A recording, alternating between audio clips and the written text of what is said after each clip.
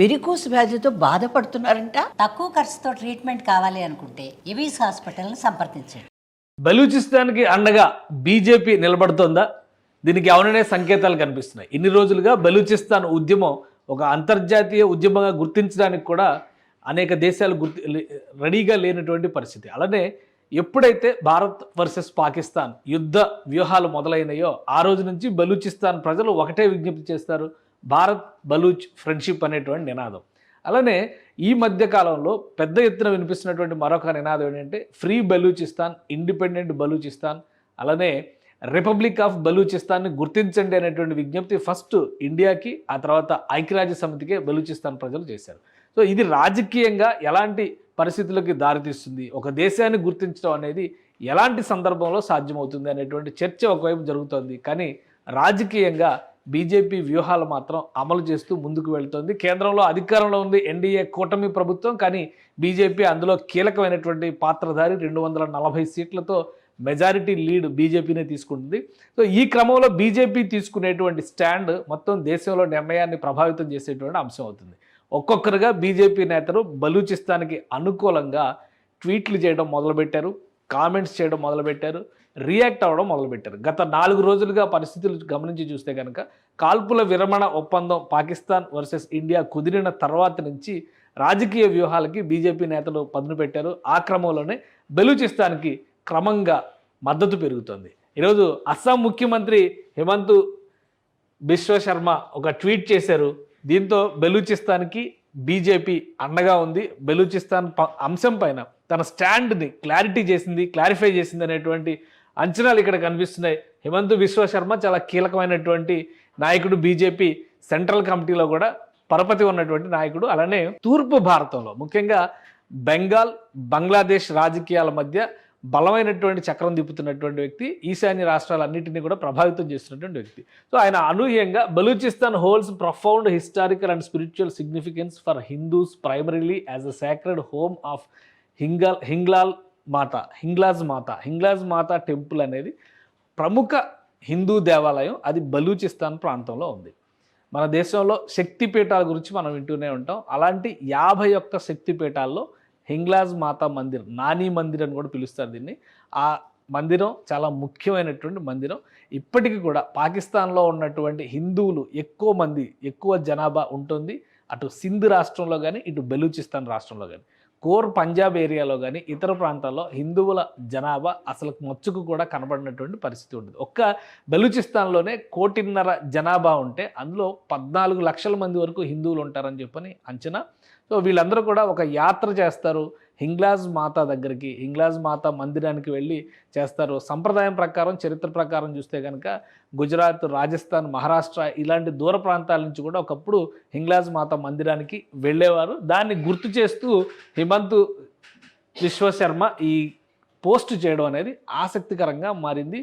ఇందులో చారిత్రక అంశాలను కూడా ఆయన ప్రస్తావించారు. Beyond its religious important, Balochistan serves as a poignant reminder of the ancient cultural presence of Hindus in the region. అది ఆయన చెప్పాలనుకున్నది ఏంటంటే హిందూ మాతకి సంబంధించినటువంటి మందిరం గురించి ప్రస్తావిస్తూ కూడా ఆ ప్రాంతంలో ఉన్నటువంటి హిందూ సంస్కృతి సాంప్రదాయాల్ని చెప్పారు. Long before the sub continents partition, దేశ విభజన కంటే ముందరే కూడా అక్కడ చాలా బలమైనటువంటి సాంస్కృతిక ముద్ర ఉంది. The shrine is also deeply respected by the Baloch people who affectionately refer to it as Nani Mandir, reflecting the rare legacy of intercommunal reverence and shared heritage. ఇది చాలా ఆసక్తికరమైనటువంటి అంశం. ఎందుకంటే బీజేపీకి సంబంధించి ఇక్కడ ఏ చర్చ జరిగినా కానీ మతవాద పార్టీ అనేటువంటి ముద్రని దేశవ్యాప్తంగా మనం చూస్తున్నాం. కానీ ఫస్ట్ టైం బీజేపీ నాయకుడు ఇంటర్ కమ్యూనల్ రెవరెన్స్ గురించి, షేర్డ్ హెరిటేజ్ గురించి మాట్లాడారు. అంటే వ్యూహాత్మకంగా బలూచిస్తాన్ సమస్యని నేరుగా హ్యాండిల్ చేయకపోయినా కానీ దానిపైన సానుభూతిని, సింపతిని క్రియేట్ చేసేటువంటి ఒక వ్యూహాన్ని భారతీయ జనతా పార్టీ అనుసరిస్తుంది. ఆ క్రమంలోనే ఈ ప్రకటన, ఈ ట్వీట్ అనేది వచ్చింది. ఒక్క హిమంత్ బిశ్వ శర్మ మాత్రమే కాదు, ఇంకా అనేక మంది బీజేపీ అధికార ప్రతినిధులు కూడా ఈ అంశం పైన ఈరోజు స్పందించారు, ట్వీట్స్ చేశారు, మీడియాకి రియాక్షన్స్ కూడా ఇచ్చారు. సో ఇది ఒక ఆసక్తికరమైనటువంటి పరిణామంగా మనం చూడాల్సి ఉంటుంది. ఎందుకంటే ఇదే కామెంట్స్ని ఇక్కడ చూస్తే మీర్ యార్ బలోచ్ ఈయన ట్వీట్ చేశారు. ఈయన ఒక సామాజిక ఉద్యమకారుడు, బలూచిస్తాన్ ఉద్యమం గురించి సోషల్ మీడియాలో పెద్ద ఎత్తున ప్రచారం చేస్తున్నటువంటి వ్యక్తి. ఆల్రెడీ ఇండిపెండెంట్ బలూచిస్తాన్ ఆవిర్భవించేసింది అనేటువంటి ప్రకటన కూడా ఇచ్చారు. అలానే ముఖ్యంగా హిందూ సమాజాన్ని ఆకట్టుకునేటువంటి ప్రయత్నం, హింగ్లాజ్ మాతకు సంబంధించినటువంటి అక్కడ దర్శనానికి వచ్చినటువంటి భక్తుల దృశ్యాలు ఇవన్నీ కూడా ఈయన ఈ ట్విట్టర్లో ఎక్స్లో షేర్ చేస్తూనే ఉంటారు. పాకిస్తాన్కి వ్యతిరేకంగా జరుగుతున్నటువంటి అనేక ఉద్యమాలకు సంబంధించినటువంటి అంశాలను కూడా ఇందులో ప్రస్తావిస్తూ ఉంటారు. ఇక్కడ బలూచిస్తాన్ ప్రజలు నిర్వహించినటువంటి ఒక భారీ సభకు సంబంధించినటువంటి దృశ్యాలని ఇందులో షేర్ చేశారు. అసలు హింగ్లాజ్ మాత గురించి ప్రత్యేకంగా ప్రస్తావించడానికి కారణం ఏంటి? బలూచిస్తాన్ కోరిక వెనకాల హిందూ బలూచ్ ప్రజల సాంస్కృతిక మెర్జర్ అనేది, అంటే వారి మధ్య ఉన్నటువంటి సత్సంబంధాలు అనే వాటిని ఎందుకు పదే పదే ఎక్స్పోజ్ చేస్తున్నారనేది ఒకసారి విశ్లేషించే ప్రయత్నం చేద్దాం. మన దేశంలో శక్తిపీఠాల లెక్క చూస్తే ఈ విధంగా 51 శక్తిపీఠాలు దేశవ్యాప్తంగా కనిపిస్తూ ఉంటాయి. ఈ శక్తిపీఠాల్లో పాకిస్తాన్లో ఉన్నటువంటి ఏకైక శక్తిపీఠం హింగ్లాజ్ మాత మందిర్. ఈ హింగ్లాజ్ మాత మందిర్ ఇక్కడ బలూచిస్తాన్లో ఉంది. అలానే శ్రీలంకలో కూడా 2 శక్తిపీఠాలు ఉన్నాయి.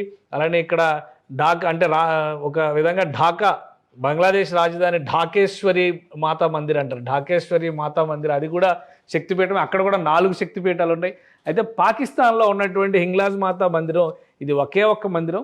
మిగతా వాటి అన్నిటితో పోలిస్తే కూడా దీనికి ఒక ప్రత్యేకత ఉంది. ఎందుకంటే శక్తిపీఠాలు ఏర్పడిందే పురాణం ప్రకారం చూస్తే కనుక సతీదేవి శరీర భాగాలు ఏ ఏ ప్రాంతాల్లో పడ్డాయో భూమి మీద అక్కడ 51 శక్తిపీఠాలు వెలిసినాయి అంటారు. అందులో తల భాగం హింగ్లాజ్ మాత మందిర్గా మారింది అనేది ఒక నమ్మకం. సో అందుకనే ఈ మందిరానికి చాలా ప్రాధాన్యం ఉంటుంది అనేటువంటి విషయం హిందూ సమాజంలో ఎక్కువ మంది నమ్మేటువంటి మాట. దీన్ని ఒక అవకాశంగా తీసుకుని భారత్ అలానే బలూచ్ ఫ్రెండ్షిప్ని చెబుతూ ప్రజల ముందరకు తీసుకొస్తూ బలూచిస్తాన్ నాయకులు ఎక్కువ మంది ఈ మాతా మందిరాన్ని ప్రస్తుతిస్తూ వస్తున్నారు. ఈ మధ్య కాలంలో జరిగినటువంటి యాత్ర విషయంలో కూడా పెద్ద ఎత్తున ఇక్కడ ప్రజలు వచ్చారు. హిందువులు, ముఖ్యంగా హిందువులు వచ్చారు. పాకిస్తాన్లో ఇంతమంది హిందువులు ఉంటారు అనేటువంటి సందేహం కూడా మనకు వస్తుంది. సో ఈ మందిరాన్ని దర్శించడానికి వచ్చినటువంటి ఇది ఒక అమర్నాథ్ యాత్రలా కనిపిస్తుంది. కొండలో గుహల మధ్యలో నుంచి వెళ్ళి ఇది ఒక అక్కడ ఉన్నటువంటి హింగోల్ అనేటువంటి నది ప్రవహించేటువంటి ప్రాంతం, హింగోల్ అనేటువంటి కొండ ప్రాంతం. ఆ గుహలో ఈ మాతా మందిరం ఉంటుందనేటువంటి నమ్మకం. 1 కాదు 2 కాదు 13వ శతాబ్దం నుంచి ఇక్కడ పూజలు అందుకుంటున్నట్టుగా చారిత్రకమైనటువంటి ఆనవాళ్ళు ఉన్నాయి. సో అందుకనే బలూచిస్తాన్ ప్రజలు ప్రత్యేకంగా ఈ అంశాన్ని ఫోకస్ చేస్తున్నారు. గత వారం 10 రోజులుగా హింగ్లాజ్ మాతకి సంబంధించినటువంటి యాత్ర జరుగుతుంది బలూచిస్తాన్లో. అక్కడ యాత్ర జరుగుతున్నటువంటి విధానం, బలూచిస్తాన్ ప్రజలు అక్కడ హిందూ సంస్కృతిని గౌరవిస్తున్నటువంటి విధానం చెబుతూ భారతదేశం తమ ఉద్యమానికి మద్దతు ఇవ్వాలి, బలూచిస్తాన్ని ప్రత్యేక దేశంగా గుర్తించాలి, భారతదేశం ఒక రాయబార కార్యాలయాన్ని కూడా బలూచిస్తాన్ కోసం కేటాయించాలి, ఢిల్లీ నుంచి ఆపరేషన్స్ మొదలుపెట్టాలి, ఐక్యరాజ్య సమితి తమను స్వతంత్ర దేశంగా గుర్తించాలి, బలూచిస్తాన్ అంటే పాకిస్తాన్ కాదు అనేటువంటి నినాదంతో పెద్ద ఎత్తున ఉద్యమం జరుగుతుంది. దీనికి సంబంధించి ఇప్పటికే బలూచిస్తాన్ రాజ్యాంగ ప్రతిని కూడా సిద్ధం చేసుకున్నారు. వివిధ సందర్భాల్లో చర్చల తర్వాత డెమోక్రటిక్ రిపబ్లిక్ ఆఫ్ బలూచిస్తాన్ త్వరలోనే ఆవిర్భవిస్తుందనేటువంటి ప్రకటన కూడా చేస్తున్నారు. ఇప్పుడు బీజేపీ రంగంలోకి దిగింది కాబట్టి ఈ ఆందోళన, ఈ ఉద్యమానికి మరింత వెన్నుదన్ను లభించేటువంటి అవకాశం ఉంటుంది.